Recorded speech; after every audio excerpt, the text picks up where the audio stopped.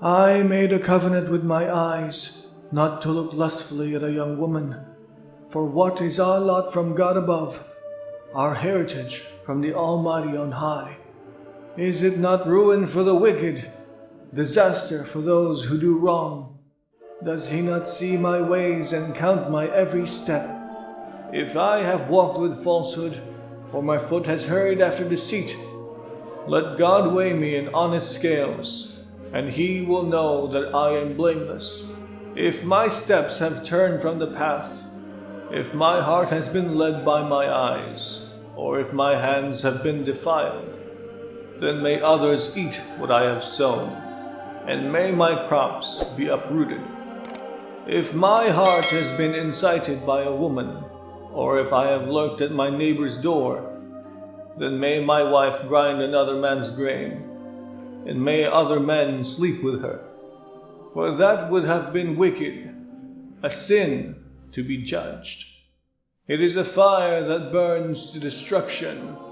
It would have been uprooted by harvest. If I have denied justice to any of my servants, whether male or female, when they had a grievance against me, what will I do when God confronts me? What will I answer when called to account? Did not he who made me in the womb make them? Did not the same one form us both within our mothers? If I have denied the desires of the poor, or let the eyes of the widow grow weary, if I have kept my bread to myself, not sharing it with the fatherless, but from my youth I reared them as a father would, and from my birth I guided the widow. If I have seen anyone perishing for lack of clothing, or the needy without garments, and their hearts did not bless me, for warming them with the fleece from my sheep. If I have raised my hand against the fatherless, knowing that I had influence in court, then let my arm fall from my shoulder, let it be broken off at the joint. For I dreaded destruction from God, and for fear of his splendor I could not do such things.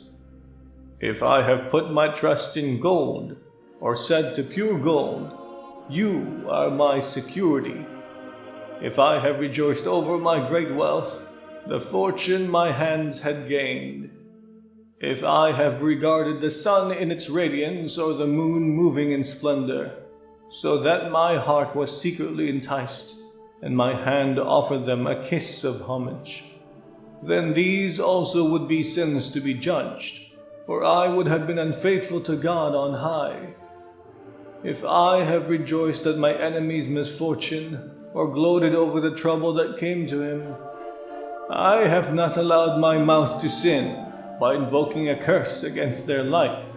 If those of my household have never said, who has not been filled with Job's meat? But no stranger had to spend the night in the street, for my door was always open to the traveler. If I have concealed my sin as people do, by holding my guilt in my heart, because I so feared the crowd, and so dreaded the contempt of the clans, that I kept silent and would not go outside. Oh, that I had someone to hear me! I sign now my defense. Let the Almighty answer me. Let my accuser put his indictment in writing.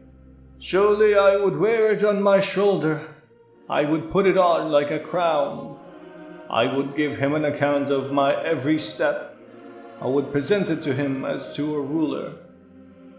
If my land cries out against me and all its furrows are wet with tears, if I have devoured its yield without payment, or broken the spirit of its tenants, then let briars come up instead of wheat, and stinkweed instead of barley. The words of Job are ended.